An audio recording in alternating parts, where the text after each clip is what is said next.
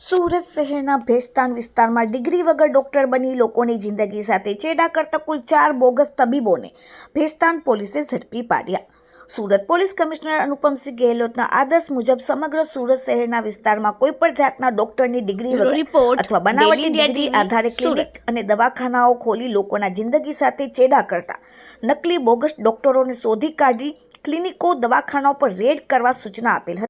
જે સૂચનાને અનુસંધાને ભેસ્તાન પોલીસ સ્ટેશનના અલગ અલગ ટીમો બનાવીને તેમના માણસો, પંચો તથા મુખ્ય જિલ્લા આરોગ્ય અધિકારી, જિલ્લા પંચાયત અને સુરતની ટીમના સભ્યો સાથે રાખીને ટીમના માણસો ભેસ્તાન પોલીસ સ્ટેશન વિસ્તારમાં ચેકિંગ હાથ ધરતા ભેસ્તાનના 22 તબીબોને ચેક કરતા તેમાંથી કુલ 4 બોગસ તબીબો ક્લિનિકો ચલાવી રહ્યા હતા.